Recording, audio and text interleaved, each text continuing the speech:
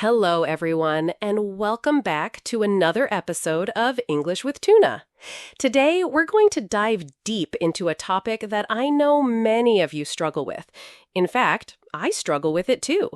The topic is why you can't focus, and more importantly, what you can do about it. Let's begin. Part 1. The myth of focus.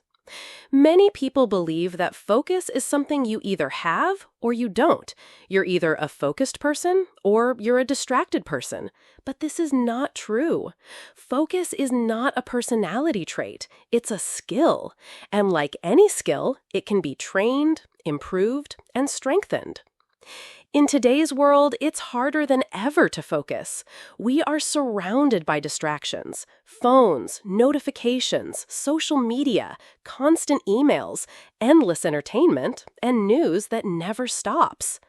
Our brains are being trained every day to jump from one thing to another, to chase after the next piece of information, to get that little hit of dopamine every time we see something new.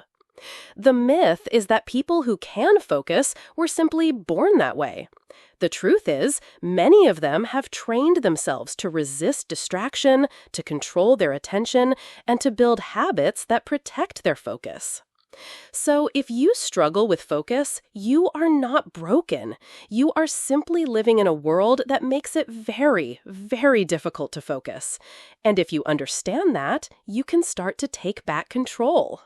Part 2. The science of attention. Let's talk a bit about how your brain works. Your brain has two systems that control attention. The first is called bottom-up attention. This is your automatic attention. It reacts to things that are loud, bright, moving, or emotionally intense. If a loud noise happens behind you, your head turns. If your phone buzzes, you pick it up. This system evolved to keep us safe in a dangerous world. The second is called top-down attention. This is your conscious, intentional attention. When you decide to read a book, study for an exam, or listen carefully to this podcast, you are using your top-down attention. The problem is, bottom-up attention is very strong. It's fast, automatic, and deeply connected to your emotions. Top-down attention is much slower, requires effort, and gets tired quickly. Modern technology is designed to hijack your bottom-up attention.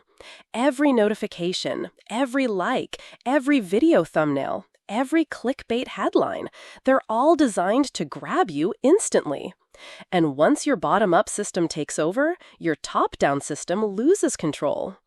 So when you sit down to study, and after 5 minutes you find yourself scrolling on your phone, don't blame yourself. You're fighting against your biology and against an entire industry built to capture your attention. Part 3. The cost of distraction. Now, let's talk about why this matters. When you lose focus, you lose time. And when you lose time, you lose progress. Imagine you want to study English for 1 hour. But during that hour, you check your phone 10 times, reply to messages, check Instagram, and scroll through YouTube. In the end, you may have only spent 20 minutes truly focused on learning. Distraction makes learning slow, shallow, and frustrating. You don't remember what you studied, you feel like you wasted time, you feel guilty, and this guilt makes it even harder to focus the next time. Worse, constant distraction trains your brain to expect stimulation all the time. Your brain gets used to switching tasks every few seconds. Sitting still and focusing on one thing starts to feel uncomfortable, even painful. This is one of the reasons why so many people say, "I can't read a book anymore." It's not because they are lazy or stupid, it's because their attention system has been trained to crave constant novelty. Part 4. The root causes. Let's look at some of the root causes of why you can't focus. There are several factors at play. 1. Overstimulation. Every day, we consume more information than any generation in history. News, videos, podcasts, messages, emails, memes, ads, it never stops. Your brain becomes overstimulated, and overstimulation makes it harder to stay focused on one task. 2. Lack of sleep. Sleep is essential for attention. When you don't sleep well, your ability to focus drops dramatically. Your mind wanders, you become more reactive to distractions. Even one bad night of sleep can reduce your concentration by a large amount. 3. Poor nutrition and exercise. Your brain is part of your body. If your body is unhealthy, your brain is too.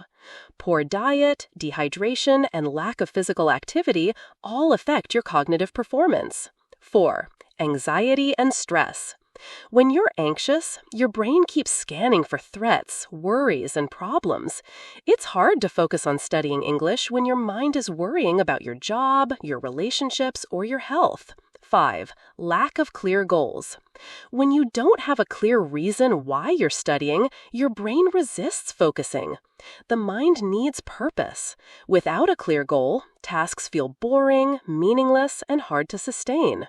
6. Environment. Trying to focus in a noisy, messy, or distracting environment is like trying to study in the middle of a party. Your surroundings matter a lot. Part 5. The false solutions. Now, many people try to solve their focus problems with the wrong solutions. Some try to use willpower. They say, I just need to try harder. I need more discipline. But willpower is limited. If you rely only on willpower, you will fail because your environment and habits are much stronger. Others try multitasking. They study while watching TV or listen to podcasts while answering emails. But research shows that multitasking reduces your focus, increases mistakes, and makes learning less effective. Some people turn to stimulants, coffee, energy drinks, even medication. While these might help temporarily, they don't solve the root problem. In some cases, they can make anxiety worse. The truth is, you don't need more willpower. You need better systems, better habits, and better environments. Part 6. Practical solutions. So, what can you actually do? Let's get practical. 1. Create a distraction-free environment. Before you sit down to study, put your phone in another room. Turn off notifications. Use website blockers. Close unnecessary tabs. Tell people not to disturb you. The fewer temptations around you, the easier it becomes to focus. 2. Use the Pomodoro technique. This is a simple but powerful method. Work for 25 minutes, fully focused. Then take a 5-minute break. Repeat. After 4 rounds, take a longer break. This helps train your brain to focus for short bursts and prevents burnout. 3. Build rituals. Have a clear routine before you start studying. For example, make a cup of tea, sit in the same chair, play the same background music. These rituals tell your brain, it's time to focus. 4. Set specific goals. Instead of saying, I will study English today, say, I will practice 20 new vocabulary words, or I will watch 1 English video and take notes. Specific goals are easier to focus on. 5. Protect your sleep. Go to bed at the same time every night. Avoid screens before sleep. Create a relaxing bedtime routine. Good sleep is the foundation of good focus. 6. Move your body. Exercise improves blood flow to the brain, reduces stress, and boosts concentration. Even a short walk before studying can help. 7. Manage anxiety. If your mind is full of worries, write them down before you start. Journaling can help clear your mind. Meditation and breathing exercises can also calm your nervous system. 8. Celebrate small wins. After a focused study session, reward yourself. Acknowledge your effort. This builds positive associations with focused work. Part 7. The deeper problem. But there's an even deeper issue behind our inability to focus, and that issue is fear of discomfort. Real focus requires sitting with discomfort. Learning a new language is hard. Studying grammar, memorizing vocabulary, listening to new accents, it can feel frustrating. Your brain doesn't like discomfort. It wants easy pleasure. When you open your phone, watch funny videos, scroll social media, or play games, you escape discomfort, but you also escape progress. If you want to improve your focus, you have to become comfortable with discomfort. You have to train yourself to sit with the feeling of, I don't want to do this right now, and do it anyway. This is not easy, but it is a muscle you can train, just like physical exercise. The more you practice focusing despite discomfort, the stronger you become. Part 8. The long-term mindset. Finally, let's talk about mindset.